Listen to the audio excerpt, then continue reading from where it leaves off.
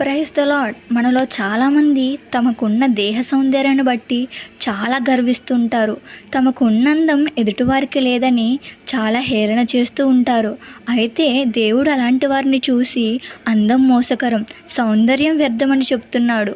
మనకి ఎంత అందం ఉన్నా, ఎంత సౌందర్యం కలిగి ఉన్నా, మనంతరంగనున్న హృదయం సరిగ్గా లేకపోతే వ్యర్థమే. మనలో ఇంకొంతమంది ఇలా అనుకుంటున్నారు, నేను అందంగా లేను, నాకు దేవుడు చక్కటి రూపాన్ని ఇవ్వలేదు, నన్ను ఎందుకు ఇలా తయారు చేశాడు అని దేవుడి మీద సనుక్కుంటూ ఉంటున్నారు.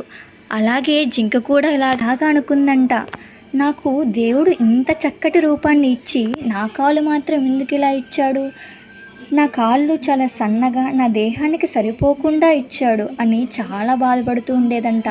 అయితే ఒకరోజు ఒక క్రూర మృగం జింకని వేటాడడానికి వచ్చింది. అప్పుడు జింక తప్పించుకోవడానికి చెంగున ఎగిరి వేగంగా పరిగెత్తి తన ప్రాణం కాపాడుకుంది. అప్పుడు అర్థమైందంట, దేవా, నువ్వు నాకు ఇచ్చిన ఈ కాలును వచ్చే కదా నేను నా ప్రాణాన్ని కాపాడుకున్నాను, కృతజ్ఞతాస్తుతులు చెల్లిస్తున్నానని చెప్పేసి దేవుణ్ణి స్తుతించింది అంట. ఇప్పటికైనా అర్థమైందా? దేవుడు మనకి ఏమి చేసినా ఏమి ఇచ్చినా అంతా మన మేలుకే. ఆమేన్.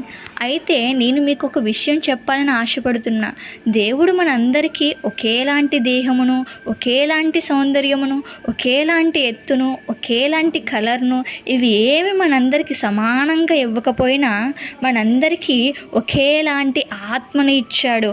అందుకే కదా మన పైరూపాన్ని బట్టి కాక మన ఆత్మ నిమిత్తమే, మన ఆత్మని రక్షించాలన్న ఆలోచన కలిగి మన పాపం నిమిత్తము ఆ శిలువలో మరణించి తిరిగి లేచాడు. కాబట్టి నీ బాహ్య రూపం ఎలా ఉన్నా సరే నీ హృదయం కాపాడుకొని దేవుడి యందు భయభక్తులు కలిగి జీవించు. దేవుడు నిన్ను దీవించునుగాక. ఆమేన్.